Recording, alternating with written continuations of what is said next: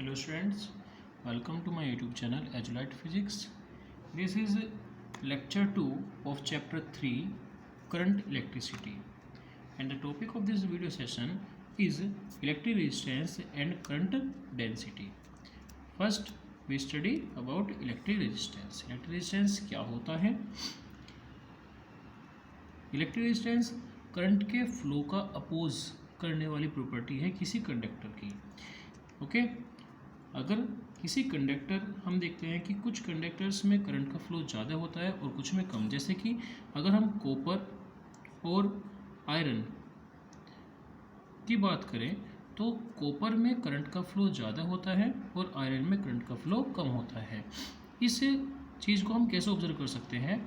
हम एक बैटरी लेंगे, ओके, और उस बैटरी के साथ एक बार तो हम किसी बल्ब को कॉपर वायर की सहायता से जोड़ेंगे और एक बार उसे हम जोड़ेंगे आयरन के वायर के साथ में. ठीक है, तो जिस वायर का रेजिस्टेंस ज़्यादा होगा उस वायर के कारण करंट का फ्लो कम होगा और उसके कारण जो बल्ब की ग्लोनेस है या ब्राइटनेस है वो कम होगी.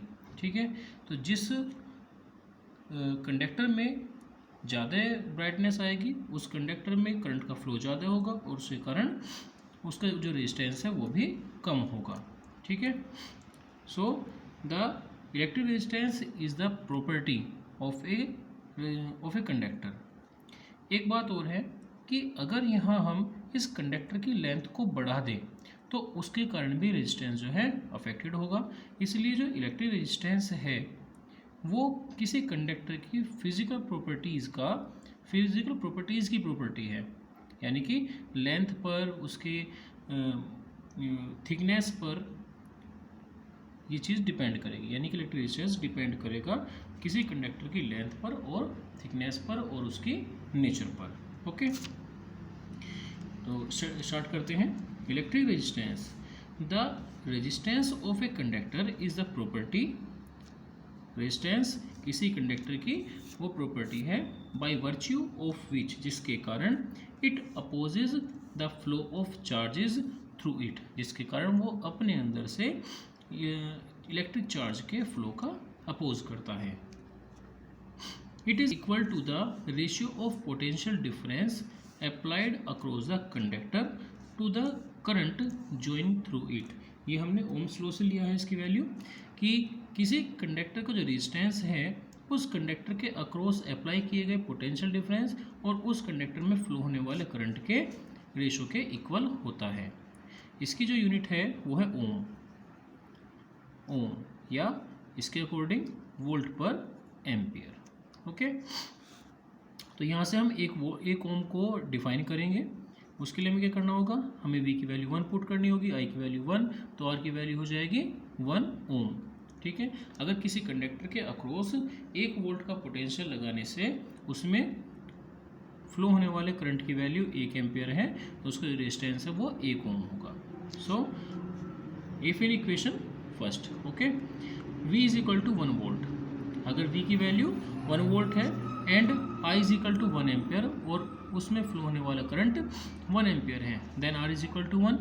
This means the resistance of a conductor is said to be 1 ohm. किसी कंडक्टर का जो रेजिस्टेंस है वो 1 ओम कहा जाएगा if current of 1 ampere flows through it, कि उसमें 1 एम्पियर का करंट फ्लो हो on applying A potential difference of 1 volt. अगर उसके अक्रॉस 1 वोल्ट का पोटेंशियल डिफरेंस अप्लाई किया जाए और उससे उसमें 1 एम्पियर का करंट फ्लो हो तो जो कंडक्टर का रेजिस्टेंस है वो 1 ओम कहलाएगा. ओके, देखिए जो शुरुआत में मैंने आपको बताया था, any material that has some resistance is called resistor. कोई भी मटेरियल जिसका रेजिस्टेंस होता है या फिर वो इलेक्ट्रिक करंट के फ्लो पर रेजिस्टेंस अप्लाई करती है वो रेजिस्टर कहलाती है. और it is a property of physical conditions of a conductor. Okay, किसी सर्किट में जो रेजिस्टर का सिंबल है वो इस तरह से या इस तरह से होता है. ये वाले सिंबल शो करते हैं फिक्स रेजिस्टेंस को, ओके, फिक्स वैल्यू को, किसी रेजिस्टेंस की फिक्स वैल्यू को शो करते हैं, और जबकि ये शो करते हैं ये वेरिएबल होते हैं। इन रेजिस्टर्स की जो वैल्यू है वो चेंज की जा सकती है, ठीक है, इसलिए ये वेरिएबल रजिस्टर कहलाएंगे और ये फिक्स्ड रजिस्टर कहलाएंगे। नेक्स्ट हमारा टॉपिक है current density. The current density क्या होगी? किसी यूनिट वॉल्यूम पर किसी यूनिट क्रॉस सेक्शन एरिया से पर सेकंड जो चार्ज फ्लो हो रहा है, जिस तरह से इलेक्ट्रिक करंट था हमारा, वही उसी तरह से इलेक्ट्रिक डेंसिटी भी है कि किसी कंडक्टर के एक क्रॉस सेक्शन से जो पर सेकंड और पर यूनिट एरिया के परपेंडिकुलर करंट फ्लो हो रहा है, उसे हम कहते हैं करंट डेंसिटी। करंट डेंसिटी एक वेक्टर क्वांटिटी है, जबकि इलेक्ट्रिक करंट एक स्केलर क्वांटिटी है, okay. The current density at any point, किसी पॉइंट पर current density inside a conductor, एक कंडक्टर के अंदर किसी पॉइंट पर current density is defined as, परिभाषित की जाती है as the amount of charge flowing पर सेकेंड फ्लो होने वाले चार्ज से थ्रू ए यूनिट एरिया, एक यूनिट एरिया से पर सेकेंड फ्लो होने वाले चार्ज से, जबकि वो held normal to the direction of the flow of charge, जो कि और जो ये एरिया है, ये एरिया इलेक्ट्रिक चार्ज के नॉर्मल यानी कि परपेंडिकुलर होना चाहिए।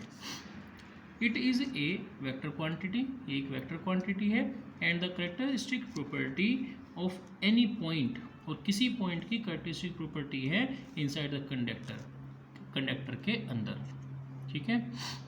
इट इज़ डिनोटेड बाय जे, इसको सिंबल जे से डिनोट करते हैं। अब इसके लिए हम फॉर्मूला बनाएंगे। फॉर्मूला क्या होगा? देखिए, किसी कंडक्टर के किसी क्रॉस सेक्शन से और उस क्रॉस सेक्शन के परपेंडिकुलर, नॉर्मली कहाँ ना इसमें, ये नॉर्मल टू द, ठीक है, परपेंडिकुलर जो करंट फ्लो हो रहा है उसे हम कहते हैं करंट डेंसिटी।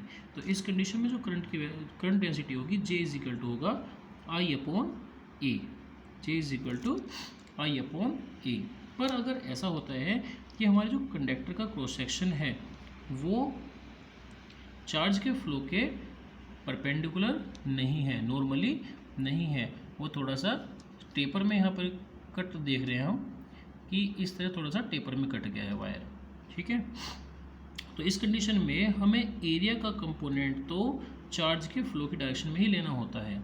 तो अगर जो टेपर है वो थीटा एंगल पर बनाया गया है, तो जो हमारा नॉर्मल होगा, इस क्रॉस सेक्शन का जो नॉर्मल होगा वो भी चार्जेस के फ्लो से थीटा एंगल बनाएगा, और हम एक ही रेक्टेंगुलर कंपोनेंट में एक को रेक्टेंगुलर कंपोनेंट में डिवाइड कर लेंगे, तो इसका चार्जेस के फ्लो की डायरेक्शन में जो कंपोनेंट है वो बनेगा ए कॉस थीटा। इसलिए हम केवल ए ना लिख के फॉर्मूले में यहाँ पर लिखेंगे J is equal to I upon A cos theta. तो इसकी यूनिट क्या होगी? इसकी यूनिट होगी J is equal to I upon A, यानी कि आई के लिए एम्पियर और ए के लिए मीटर स्क्वायर। तो इसकी यूनिट हो जाएगी एम्पियर मीटर स्क्वायर, ओके। और डायमेंशन फॉर्मूला इसका होगा, एम्पियर के लिए तो ए ही होगा, और मीटर से लेंथ तो एल माइनस 2, ओके। तो लेक्चर यहीं पर फिनिश होता है। नेक्स्ट लेक्चर में हम पढ़ेंगे resistivity. Thanks for watching video.